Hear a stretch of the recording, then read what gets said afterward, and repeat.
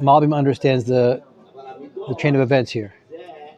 That what happens is we have a situation where the Jews are doing Avodah Zarah, and they're in a very bad place because of the leadership they have. They have Achav and Izevel leading them to a bad place. They have all these false prophets and Ovdi Avodah Zarah, leaders of Avodah Zarah, and you have a lot of problems. Then in the middle, we had a bit of a miracle happened. What happened?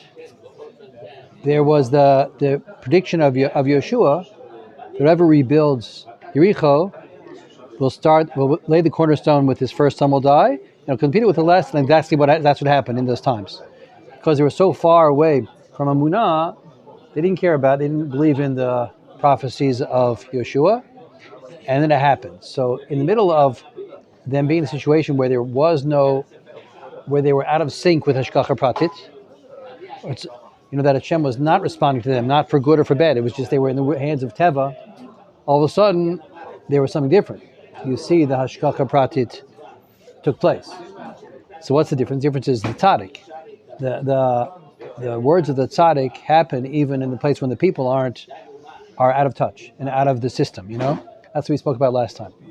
So then, what does Eliyahu Hanavi do? The Gemara describes the conversation. What's Achav going to do in such a situation? She's going to say nothing. It didn't happen. It was natural. It just looks like a miracle, but it wasn't. So what happens after that comes Eliyahu and he says, no, it was a miracle. This is Yad Hashem. So Achav says back, so then how come we have rain? That's the Chazal explained this background. General.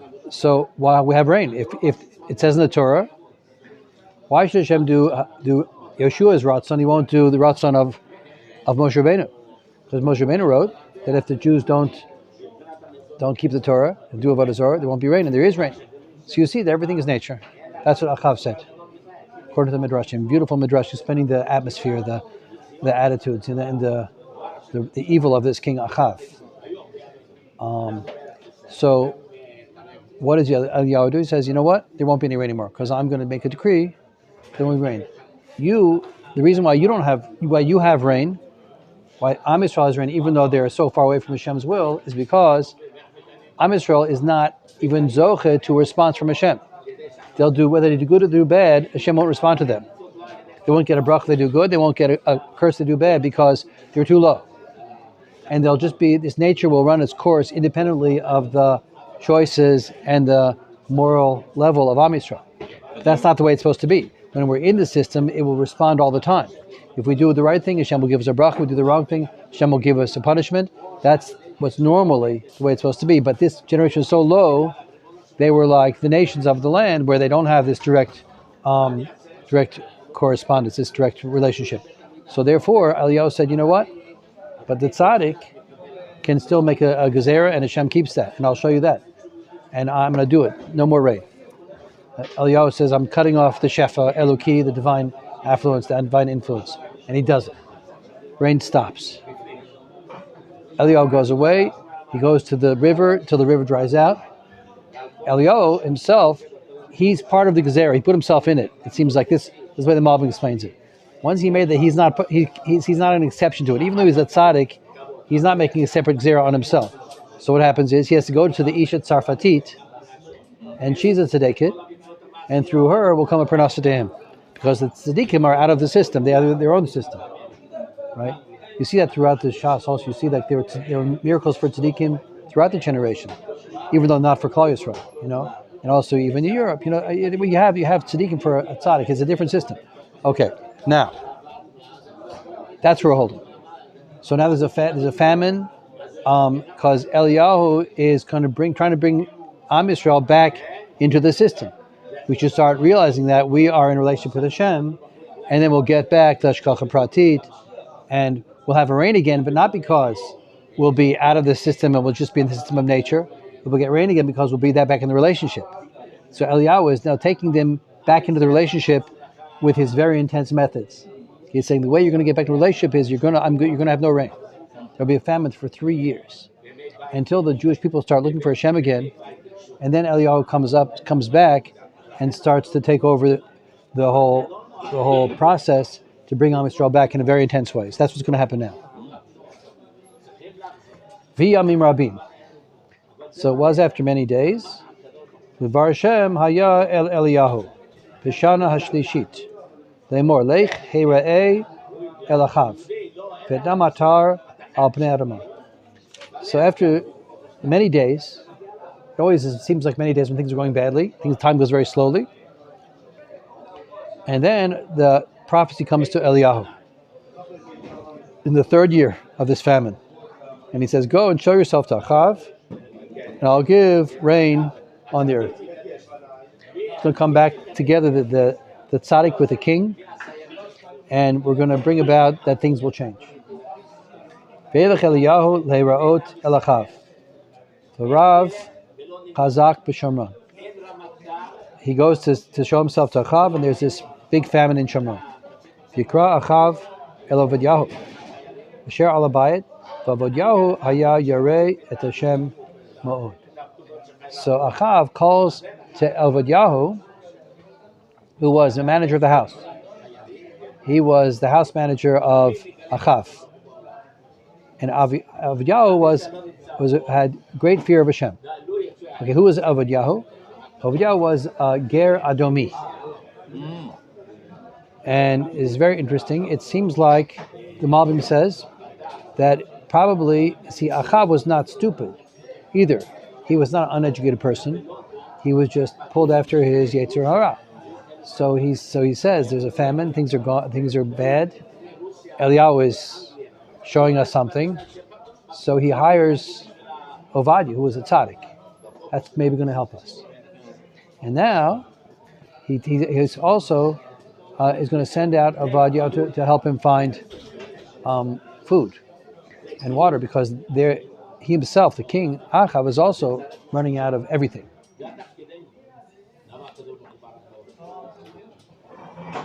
Just another word on this. There's an interesting thing. I'll just tell you, for example, in the Megillat Esther, you find there's 3 players. One is Amalek, that's Haman. One is the tzaddik, the Russia, the tzaddik, that's Mordechai and Esther. You have in between, you have Achashverosh. And it represents the nations. The nations could go either way, if they're not Amalek, right? Nations could go to the Kedusha or to the other side. And in Kabbalah, they call that the Klipat Noga. Klipat Noga, the type of Klipa that could go either way. Okay. So it's not Kedusha, the Etzim Kedusha, but it attaches to the Kedusha. It goes, so it doesn't start that way.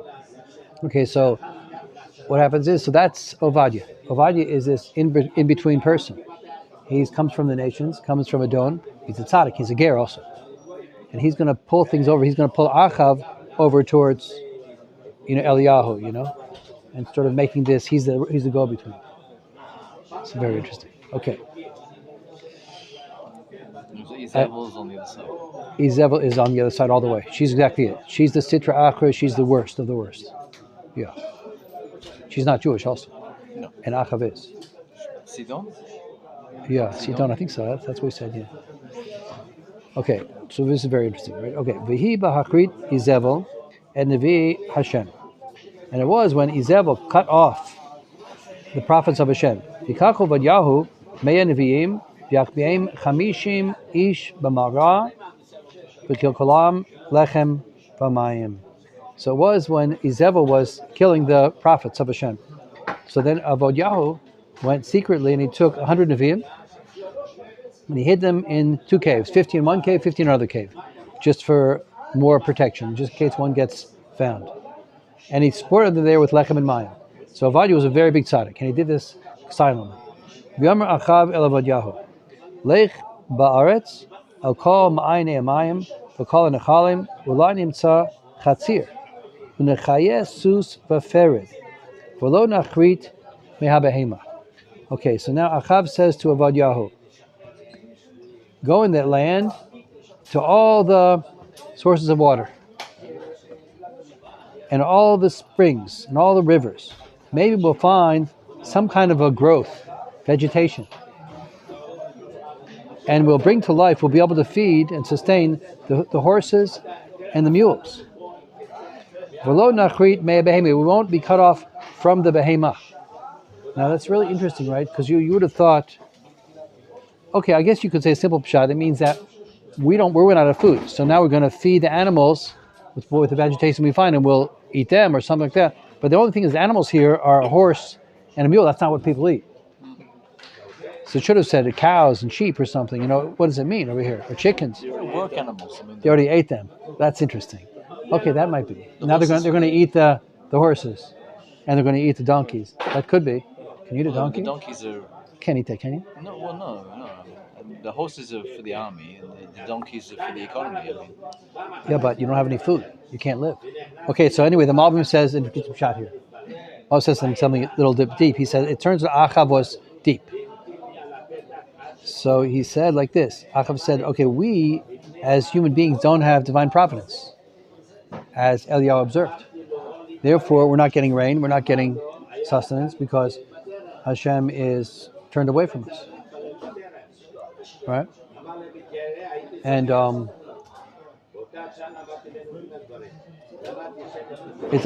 okay, yeah. But the animal, Hashem also made a bris with the animal. There's a covenant with the animals that Hashem's going to sustain animals.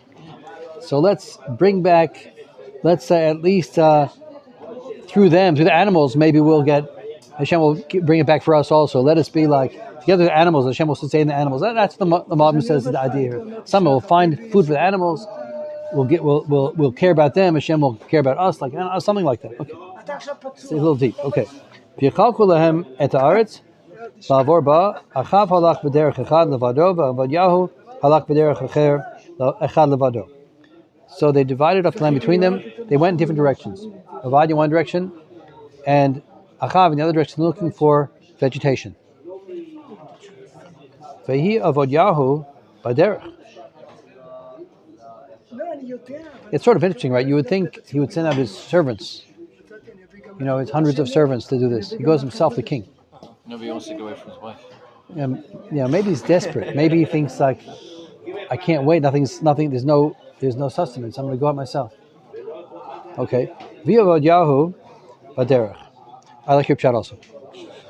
V'hi Avadyahu b'derech. Avadyahu was on the way. V'nei Eliyahu likrato. Eliyahu comes and meets him.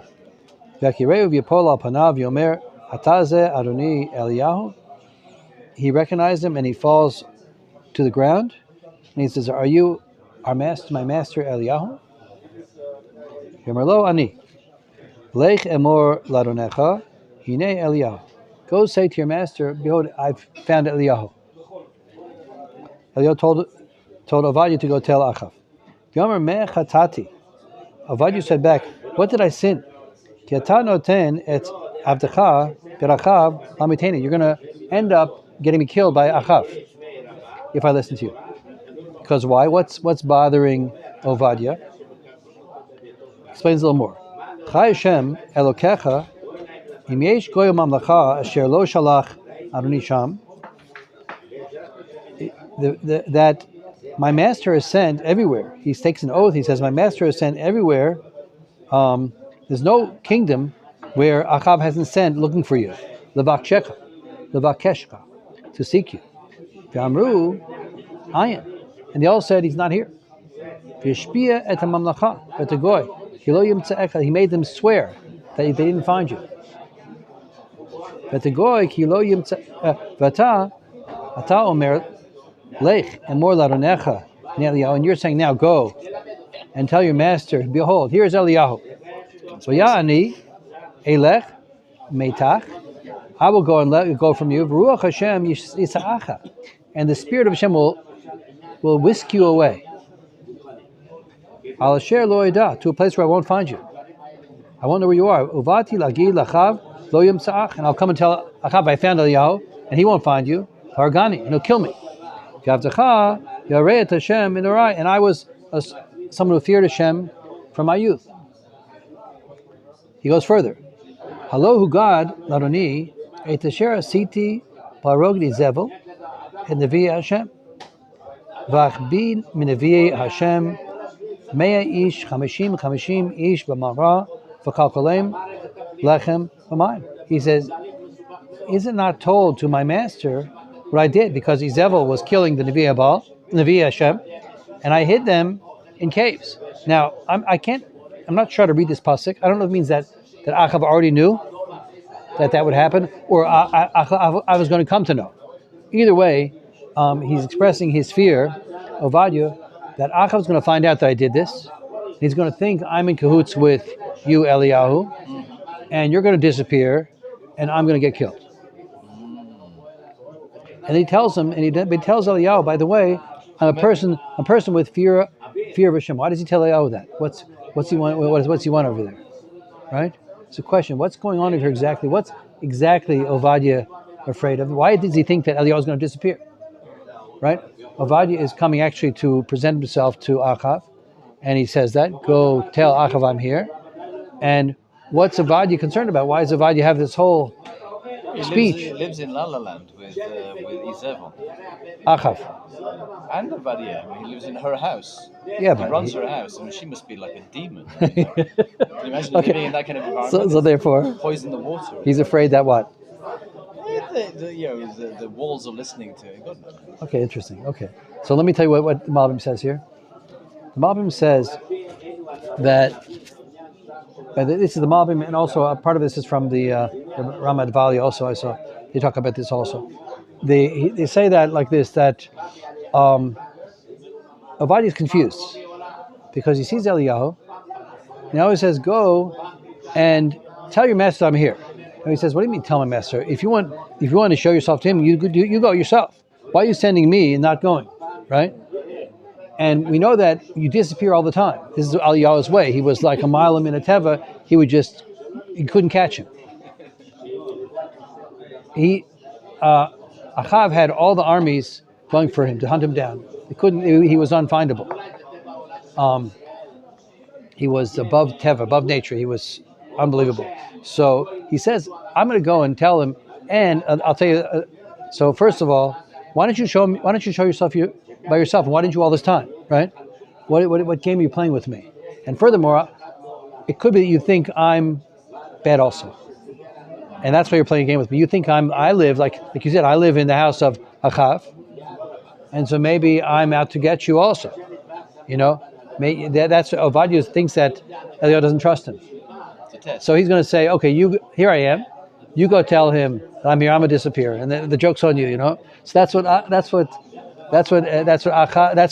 Ovadia thinks that Eliyahu might be thinking. So he says, "That's not what it is, and you're setting me up to get killed. You're going to disappear, and I'll get killed, and I have Yirat Hashem." And the proof that I have Yirat Hashem is that he tells him the story about how I hid all the Nevi'im. So why is he telling that story? He tells him because he wants him to know that I'm on the right side. So therefore, you're setting me up for failure over here, right? You follow the story?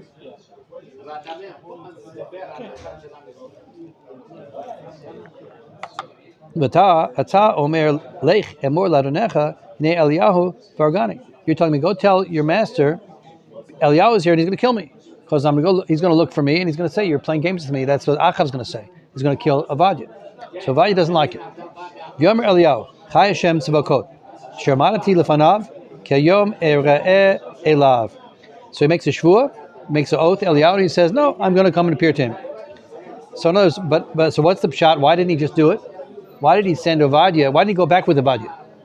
Why did he send Ovadia to tell him and then promise him that he was not going to run away? Why didn't he just go there? So he says, the Ramad Vali says, because he doesn't want Achav to think that Achav pulled him to him.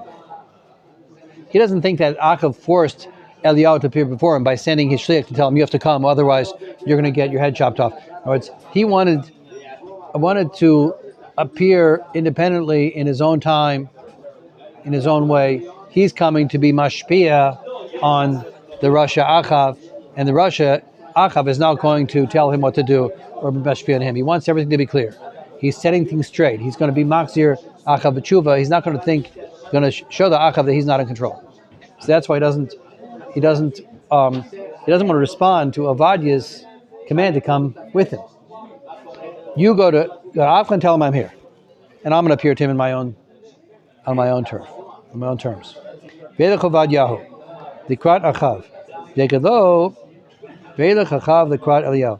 So Ovadia went to tell to Achav. They told him, I found Eliyahu. And Achav went to meet Eliyahu. Vikarot Achav. Now, Vikarot Achav et Eliyahu Yomer Achav Elav Ataze Ocher Yisrael. And it was when Achav met Eliyahu, he said, are you the one that's destroying Israel? You're the destroyer of Israel. The word Ocher means like ugly, uglifying Israel. It means the context means destroy. Are you the destroyer of Israel? So he calls Eliyahu the destroyer of Israel. Why does he call Eliyahu the destroyer of Israel? Because he cut off the rain. And they haven't had famine for 3 years. So he says, you're the destroyer of Israel. You're the one I've been seeking. Because you're messing up the country. V'yomer lo acharti et Yisrael. I didn't destroy Israel. Ki im ata, but you did. You Achav, you're the destroyer of Israel. Ubeit avicha. Bazavchem et mitzvot Hashem v'teilech ha'karei baalim. Because you abandoned the mitzvahs of Hashem, you went after the avodah zarah of the Baalim. So Eliyahu says back like this: you think because there's not rain, that's called destroying Israel? That's not destroying Israel. That's what's destroying Israel is going away from Hashem. The ikar in life is the spiritual, is the choices, is the moral, is the musar of life, as Rav Kook puts it. That's what everything's about.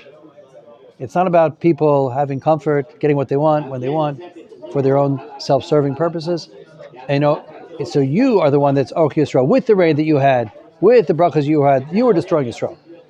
Whereas me, that took away the rain, I'm not destroying Yisrael. I'm going to bring it back to who they are, who they need to be. I just want to tell you a funny story also, by the way. One time I was walking with my wife many years ago, 30-something years ago, in Tzfat. We used to live there. And a guy came around the corner, walking through the artist quarter. And a guy came around, and my wife and I were speaking to each other in English. So he comes to me and said, Ata ocher Yisrael. So he said, you're the destroying Israel. I said, what? He says, why are you speaking English in Eretz Yisrael? You're destroying Israel. So it was really funny. So I don't know if it's destroying. What? Well, I hear this. It's true. We have to come back to Israel. We have to start speaking Lashon HaKodesh. And that's key. It's true. Okay. He exaggerated, but I thought that was funny. He borrowed this puzzle. Okay, going further.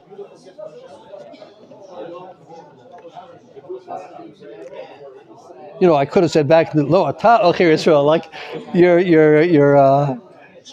you're speaking badly about another Jew. I could have said something back maybe, but I didn't.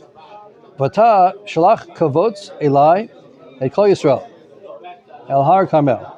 ונביאי הבעל 450 ונביאי האשרה 400 אוכלי שולחן Yizavil. He says now, so Eliyahu says to Achav, and now you're the Ocher Yisrael, and now I'll tell you what you're going to do. You're going to gather for me all the servants of the Baal, and all the servants of the Shera, all the Avodah Zarah, the priests of Avodah Zarah. You're going to gather them to me to Har Carmel, and we're going to meet there. Yishlach Achav v'chol b'nei Yisrael v'yikbotz et Neviim el Har Carmel. There's 450 prophets of Baal and 400 of the Asherah. Wow. Yeah. So he gathered them all to the Carmel. Just like, why did he listen to Eliyahu? So I think because, like I said before, he wasn't stupid. He was bad, but not stupid. He realized, he knew the Torah. He knew there's such an idea of hashkacha, a divine providence. So he's scared, Everyone's dying of a famine. So he's listening to Eliyahu. His heart is softened. And that's also why Eliyahu is coming now to be Machzir Amis Rabbi Tshuva, because now's the time. Now everyone is in a famine for 3 years. And they're going after the Baal, but now maybe they're ready to hear something, the truth. Okay. So even Achav, that might be the reason also. Why? These the people, or the sons of the people, was it back in Yehoravam? He set up these false Kohanim, these false priests he started bringing Leviim. These ones are worse.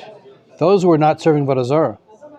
They were doing, they had the golden calves, but they weren't serving them. They used them as images. But now, in the time of Achav, it became full-fledged Avodah Zarah. And things went way worse. They got worse and worse. But these aren't Leviim. mean, there must be false prophets. I mean, Yeah. false, Yeah. Yeah. Yeah. living. Vigash Eliyahu Hakol Ha'am. V'yomer Ad Matai Atem Poschim Al Shtei HaSeifim. Im Hashem Elokim L'chu Acharav Im Abal L'chu Acharav. Lo Anu Ha'am Oto Davar. So Eliyahu, so they had this gathering, all these people in Har HaKarmel. And then Eliyahu comes near. He speaks to the nation. And he says, how long are you going to be jumping on the two paths? If Hashem's Elokim, go after him. The Baal, so then go after him. Lo anu ha'am oto davar. They didn't answer.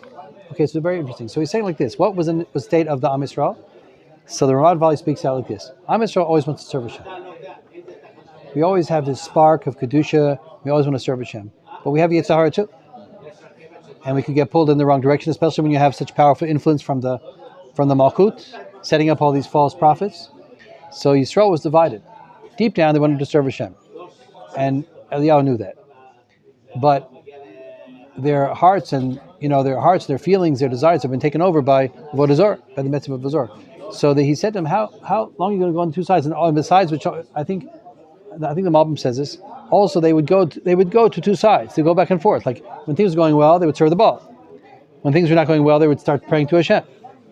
Because they wanted to have it both ways. They were all mixed up. So he says to them, like, make a choice. Being in the middle doesn't work. There's no middle. There's evil and the good. You can't do half evil, half good. It doesn't work. You have to make a choice. You're not perfect, but you have to make a choice. So what happened? They said nothing. Why did they say nothing?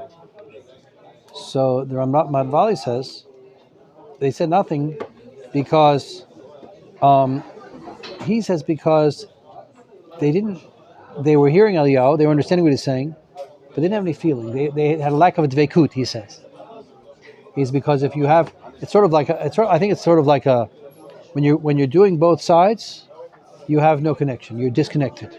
You can't do both sides. I think it's like you take two pieces of wood and you put them together with glue, but if you have sand in between or something, it doesn't stick. So they should have said, you're right, we'll go with Hashem. But they didn't know. They were lost.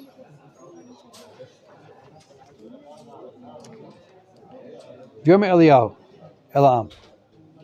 Ani notarti navi l'Hashem levadi. Navi habal arba meot v'chamishim ish. So Eliyahu said, I was left over, the Navi to Hashem, by myself. And the prophets of the Baal are 450. Now the truth is, there was the other 100 men hidden away, and it seems, and Ovadia had told him about it. Eliyahu didn't know at first. But he knew now because of Ovadia. But what he means is that I'm alone practically because they're out of sight and out of mind. They have no, they're inaccessible. So I'm alone. Okay. V'yitnu lanu shnayim parim, v'yivchur lahem apar. Echad. So they should give to us 2 oxes, and they'll choose one. Ha'echad v'natkuhu, v'yasimu ala eitzim, v'eish lo yasimu. V'ani eseh et apar echad, v'natati al ha'eitzim, v'eish lo yasim. So what we're going to do now is like this. He says, we're going to get 2 oxes, and first, the Ovdei Baal will choose one. They'll get the first choice. And they'll put it on the wood, on the altar, but they won't put any ash, no fire. And then I'll take the other one, and I'll put it on the altar, and on my altar, and then there'll also be no fire, no fire. We won't put fire there. Ukratem b'shem Elokeichem, ni'akra b'shem Hashem. You'll call out in the name of your gods, and I will call out in the name of Hashem. V'Elokim asher yaneh ve'esh hu Elokim. The one who's answered with fire will come down and eat the korban. That will be Hashem. That will be the true Elokim. V'yan kol ha'am v'yarmu tov v'davar. They said, okay. So the people are gathered around Eliyahu, and they're influenced by his kedusha, and they're working with him. They said, okay, fine, let's do this. they could have like ganged up against him and, what do you mean? This is how we live. This is our avodah zarah. They didn't do that. It is the power of the tzaddik. But I noticed that there's no mention of Izevel. She's not there. No, she's not there. She comes in later. She comes back later, unfortunately. The wild witch of the west. But right now she's out of the scene. Okay, so now what happens is that first of all he tells them two parts. You take the one you want first. And he's going to make more and more proofs that people shouldn't think that he had some kind, that we had to serve Hashem and you also serve Hashem, and Eliyahu had an edge on us. He's going to show them that they have nothing and he has everything. That only is one Hashem. V'yomer Eliyahu l'nevi haba, b'achur lechem hapar echad, fasu rishona, ketem harabim. Pick one part and do it first because you're the many. V'kiru b'shem elokeichem ve'esh lo tasima. Call out to your God and don't put fire. V'yikru et hapar shenatan lahem. V'yasu v'yikru b'shem haba. Me'abokor v'ad hatzorayim. They took the par, which he gave to them, and they prepared it. And they called out to the Baal from the morning to the evening, to the afternoon. Lemor Baal anenu. Answer us. Vein kol. Ve'ein oneh. No voice comes out. Vayfaschu al mizbeach asher asah. And they jumped over the mizbeach which he made. Okay. It doesn't say they made, it says he made. So I'll tell you how we understand this. I understand this, and Malbim understands this. He says they also were, sun worship was part of their worship. That's interesting. Even though they're also worshiping the sun, was part of their worship was the sun. So they did it in the afternoon. That's when they would function, do their avodas, and they call out no answer. And then v'yafaschu ala mizbeach. They were jumping on the mizbeach. It's not too clear what that is. The Malbim says they were striking at Eliyahu's mizbeach. They were kicking it. They were damaging it because they felt it was getting in the way of their service. That's how he learns it. Okay. V'batzarayim v'yatel behem Eliyahu. It was in the afternoon, so Eliyahu starts to make fun of them. V'yomer kiru b'kol gadol. Call out in a great voice. Ki Elokim hu, because he's Elokim. So call out to him in a great voice. Ki siach v'ki glo. Maybe he's having a conversation, or maybe he's having an insight, an hasaga, and that's why he doesn't hear you. So call out louder. Maybe he's on the way somewhere. He's on a trip. Maybe he's sleeping and I'll wake up. They call out in a great voice. And they cut themselves, according to their custom, with swords and spears, till blood flowed on them. The Shiites do that ad hayom. So it's an old custom for Ovdei Avodah Zarah. Anyway, so it's interesting here. I just want an interesting question. She's making fun of them. He said, why don't you call out in a loud voice? Maybe he's in a conversation. Maybe he's having lofty ideas, Hashem. A translation and the third part, the third action is like a list of actions. Yeah. It says relieving himself, like he's in the bathroom or something. Oh, okay. I don't know. I didn't hear that one. But anyway, maybe he's going somewhere, or maybe he's the pshat I'm going to tell you doesn't fit with that. I'm going to tell you the Malbim here. Maybe he's sleeping, and he'll wake up. So what happens is, so what happens is they listen to him. Now he's making fun of them, and they do it anyway. They call out to their God. So why do they listen to him? If he's making fun of them, why should they listen to him? So the answer is, Malbim explains, they don't know he's making fun of them. They think he's talking their spiritual talk, because in other words, your spiritual forces, they worship spiritual forces. They don't believe in Hashem Echad. They worship spiritual forces. So the spiritual forces do these kind of things. They have conversations, and they have hasagot. They have insights, and they go traveling, and they go to sleep. That's a way of describing spiritual forces. So they thought he was serious. So they said, okay, we'll do what you say. We'll call out in a loud voice. Yeah. And then they start doing this thing. Why do they cut themselves? Because they think that the gods they're worshiping will have compassion when they suffer. They're very into feelings. A lot of Avodah Zarah is about feelings. Like feelings, when you don't have a deep understanding and wisdom about the oneness of the universe and the the oneness of Hashem behind everything. So then everything becomes about feelings. You don't believe in the power of the mind to grasp the truth. You start going for feelings. That's what's happening nowadays. That's like postmodern trends. Post-truth. Everything about feeling, post-truth, yeah.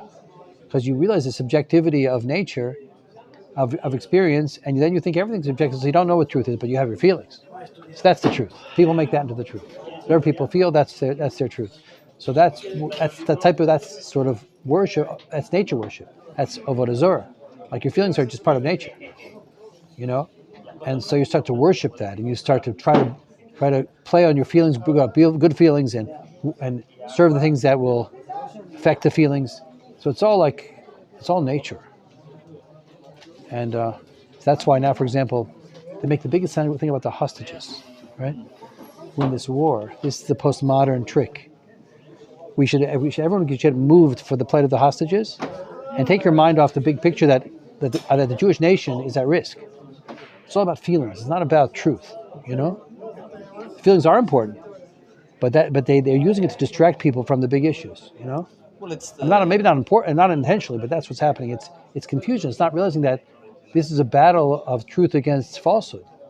This is a good battle against compassion against cruelty, and it's manifest in the captives, but not only that, in the whole thing. the soldiers. So we need to win.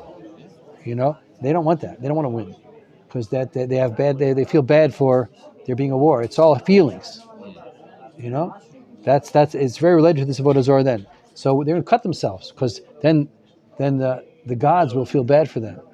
That's like modernism, the postmodernism. It's a weird religion. Okay. That's a tangent. I want to tell you something else also 1 second.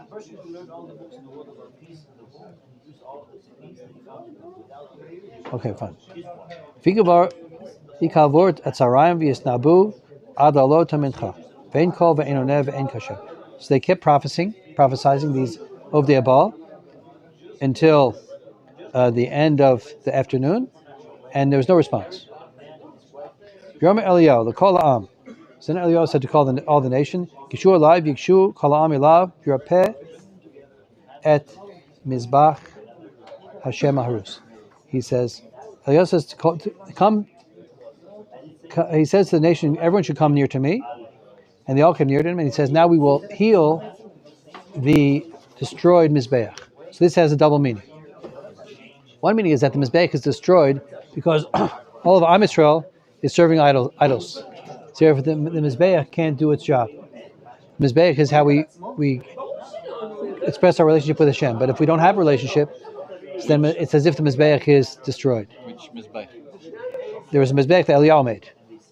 Here? On Har Carmel, yeah. Yeah. Which was, by the way, that was not allowed, technically, because there was a Beis HaMikdash. In the time of Beis HaMikdash, you're not allowed to have a private bama. But Eliyahu did it anyway because there's a Navi, and a Navi can make certain exceptions when necessary. So this is one of them. So he said, this is the Mizbeach that's been destroyed because of the sins of Am Yisrael. And now we're going to heal it. Now that's one shot. That's one level. There's another level. The Malbim says that they actually had been attacking the Mizbeach. They've been damaging the Mizbeach. So now we're going to build it back again. I'm going to rebuild the Mizbeach physically and spiritually. Pikach Eliyahu shtem esrei avanim. Eliyahu took 12 stones. K'mitzvah shivtei b'nei Yaakov. Shaya dvar Hashem elav lemor Yisrael hiyesh shemecha. So then Eliyahu took 12 stones, according to the number of the tribes. The tribes of the children of Yaakov. Just says Hashem said to Yaakov, your name will be Yisrael, which means you'll prevail. Yivneh et avanim, prevail over the forces of Tuma, of evil. So that's what's going to happen now. Yivneh et avanim, mizbech b'shem Hashem v'yas ka'ala kavet satayim zeres haviv l'mizbech. He built those stones into a mizbeach in the name of Hashem, and he made a ridge. What's it called when the water runs in it? Moat or trough? Like a trough, yeah. He made a trough all around. He made it the size, Beit Hassan, which is the size of the Mishkan. So he was creating like a Mishkan type of experience here. V'aroch et ha'etzim, v'netach et ha'par v'yasem ala etzim. And he arrayed the wood and he cut up the animal, and he put it on the etzim. V'yomer milu arba'a kadim mayim, v'yitzku al olah al etzim. He said, fill 4 kadim, 4 containers of water, and pour it onto the korban olah. Al etzim, also onto the wood. V'yomer v'yomer, and he said, shenu v'yishnu. He said, do it again. V'yomer shalishu v'shalishu, and he said, do it a third time. Pour more water on the korbanos and on the wood. V'yelcha mayim saviv l'mizbeach, and the water went pouring off the korbanot onto the mizbeach. V'gam el talah, and also to the trough. Milei mayim. So Eliyahu was going out of his way to show there should be no doubt that it's not like there's 2 gods and one is winning this time. One is going to show that nothing's going to work for you, and everything is going to work for me against nature. With the animals wet and the mizbeach wet, and what's going to happen is there's going to be many miracles. V'balot hamincha v'gash Eliyahu hanavi v'yomar Hashem Elokei Avraham Yitzchak v'Yisrael hayom yivada ki ata Elokim v'Yisrael v'ni abdecha ubidvarcha asiti et kol dvarim ha'ela. So he starts praying to Hashem, and he says, today everyone's going to know that you're Elokim b'Yisrael. Everything I did was according to your words, according to your will. Aneni Hashem aneni, v'yedu ha'am hazeh ki ata Hashem Elokim v'tah hasebosa et libam achronit. Okay. So I want to tell you 2 things over here. So he says, answer me Hashem, answer me. And the whole nation will know that Hashem is Elokim. He's the one. Hashem means he was, he is, he will be. He's the master of the world. Elokim means we can see that he's behind all forces, all energies, everything that happens is Hashem. So there's not a different Hashem way up there and then down here is Teva. Everything is Hashem. And everyone's going to see that. Hashem causes everything. But the Teva, the nature, is not independent of Hashem's will. The Teva nature goes according to Hashem also. And Hashem will Elokim. Then he says, and you have turned their hearts backwards. Now the question is, what does he mean by that? Now if he's coming to say, Hashem, you caused them to be mixed up, that's not the right thing to say right now. To speak as if Hashem is the problem. That's not what it means. So what does it mean? So I'm going to two pshatim that I saw in this. You turn their hearts backwards. And you have turned their heart backwards. Now, if it means Hashem, so the Melachim says like this, it means you have turned their hearts backwards. It means that the way you run the world, Hashem, is that no one knows exactly how you work. We can't understand Hashem's ways. We don't know what's going to happen next. Hashem's ways are hidden from us. Hashem is infinite, and His wisdom is infinite, and we're finite, and we work through our senses. So there, we can't understand Hashem's ways. So how do we have any grasp of Hashem's ways? We see what happens, and then afterwards you say, oh, that must have been from Hashem. Whereas we look backwards. We go from backwards to forwards. It's a sort of deduction, induction, I'm not sure what you call it. But it means that we don't know what's going to happen next, but once something happens, we say, oh, that must have been because of this reason Hashem did it. And this is Hashem's ways. And we sort of make deductions out of what we see. So because of that, people make a lot of mistakes. Because it's all deducing from after the fact. Because we don't really know what's behind Hashem's actions. We can't understand Hashem fully. We just sort of make deductions from what we see in the world. I'll give you an example. Like let's say you see an ecological system. And each one of them is working with profound wisdom. Each creature, every tree, every leaf, every grass, every animal, every bird, every fish, sunlight, physics, chemistry, everything is working with precision and all together. You know? So you say, so it must be there's a unified source to all this, you know? So we start with what we see and then we go backwards. We don't know from the beginning exactly how to understand things. So because of that, so he's saying that's why these people are serving Avodah Zarah, because the way the world is set up, we're so limited, we make mistakes. That's the Malbim's shot. So he's being Melamed Chus on Am Yisrael and asking that Hashem should bring down a miracle for Am Yisrael, even though they made a mistake. That's the Malbim. Now the Ramad Vali's shot is that he's speaking to the Sitra Achra, to the other side, to the source of evil. What? It's Aramit, the other side. to the Yetzer Hara, to the Satan, to the various names we have for this. And so he says, "Vatas hisibota et liba machrin." He's saying the Jews are good. The Jews want to serve you, but then he goes and speaks, and all the Jews are going to. They all have a ratzon tov, but what you Yetzer Hara has confused them. And so he addresses the Yetzer Hara. That's sort of deep. That's the Ramat Vali's pshat. And you're confusing them, but be'etzem in their depths, that's not what they believe. Okay, so he says that he's making this tefillah and he's being melamed zchus. He's finding good in Am Yisrael. They should be married to a miracle. V'tipol eish Hashem v'tuchal et ha'olam. Fell down a fire from Hashem, and it ate up the korban olam, but the eitzim and the wood, the ate avanim and the stones, but the afer and the dust, but the mayim, asher b'tala l'chaka. Also, the water in the trough, it also licked up the fire. V'yar kol ha'am, v'yiplu al panehem, v'yamru Hashem hu Elokim, Hashem hu Elokim. The people saw, and they fell on their face, and they said, Hashem is Elokim, Hashem is Elokim. So they all understood now that they'd been mistaken for all these years, and they saw clearly Hashem is running the world. Yomi Eliyahu lahem tifsu et nevi'ei haba. He wants to make it a full tshuva. We're going to have to.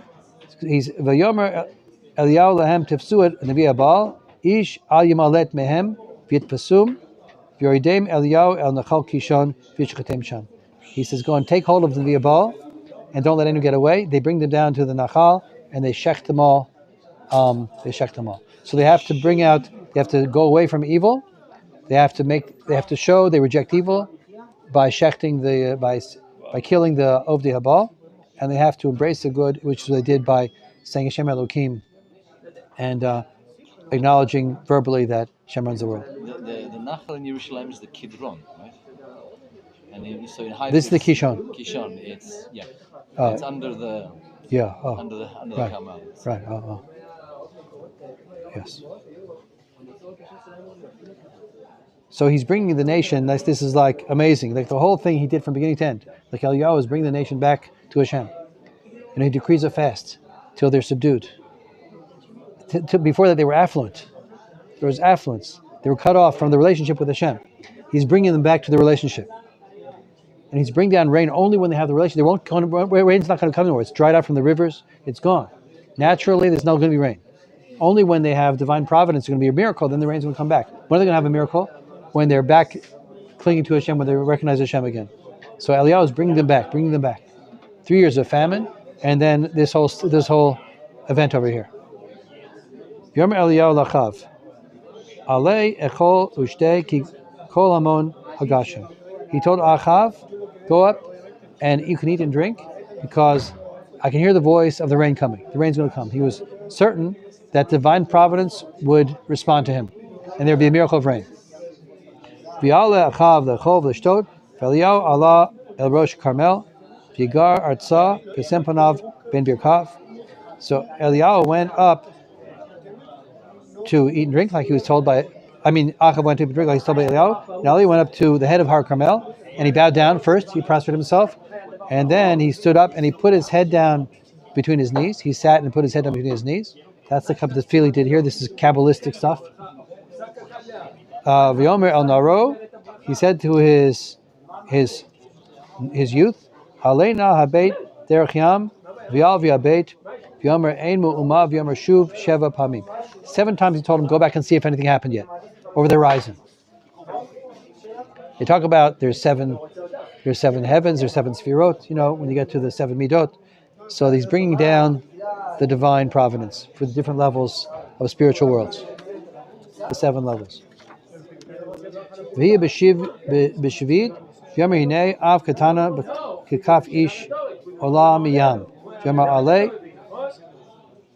emor alachav, esor v'reid, v'lo yatza'ercha hagashem. So the young man came back the 7th time, and he said, behold, there's a little cloud coming up, like the size of a person. It's coming up to bring water. And then Eliyahu turns to Achav and he says, go down now from the high place where you're at, because soon there's going to be so much rain you won't be able to get down. and saddle up your wagon and go down quickly. Fiad ko v'shamayim his kadru. And meanwhile, the heavens formed into clouds. V'shamayim hit kadru avim was formed into clouds. Ruach, and there came a wind. Fi geshem gadol v'yirkav achav ve'elach Yisrael. And there was great rain, and Achav rode away to Israel. V'yad Hashem hayta el Eliyahu v'yishanes matnav v'ratzavnei Achav bo'acha Yisrael. So then what happened is there was a type of a lofty spirit came over Eliyahu again, and he girded himself and he ran before Achav until Yisrael. So this is an interesting little pasuk here. And I saw the Malbim and the Ramad say slightly different things here. The Malbim says like this. The Malbim says that he felt that Achav was doing tshuva, and Achav did. He worked with him the whole time. He didn't stop him. He didn't have him killed, and he felt that Achav was seeing the truth and Achav was doing tshuva. That's what the Malbim explains here. So therefore, with the people, yeah, and so therefore. He now runs in front of the chariot of Achav to give him kavod because he's a Melech Yisrael, and he's bringing back his tshuva, being chazik him to be a true Melech. That's the pshat in the Malbim. According to Madvali, maybe you do that for Russia also because he's a king. He's trying to bring the Malchus together with the prophecy. I'm not sure exactly. According to the Rambam, doesn't seem to think that he was all Russia the whole time and he didn't change.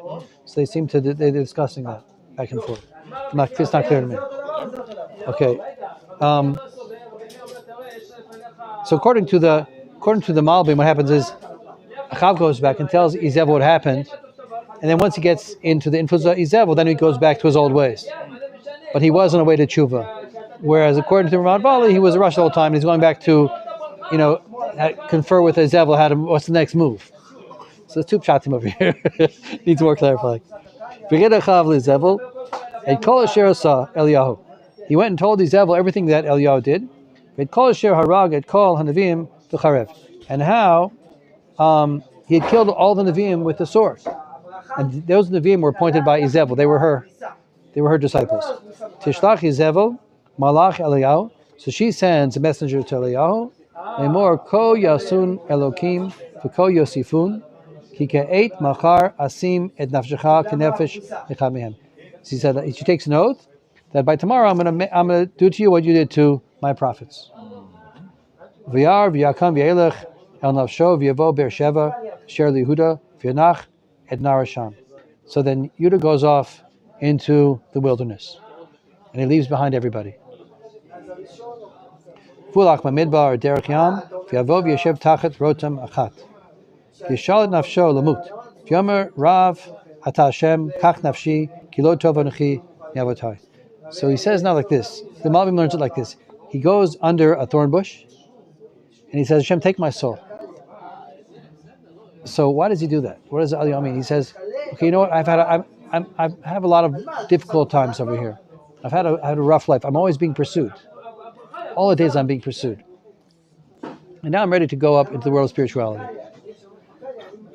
Because I've done my job that I did. And so now he says, okay, I want to go just to the world of spirituality. I'm ready to go to the next world. So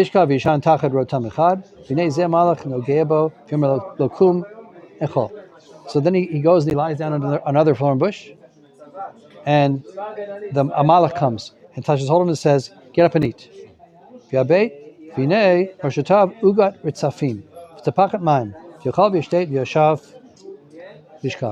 Okay, so we saw there a type of a cake, but it wasn't a regular cake.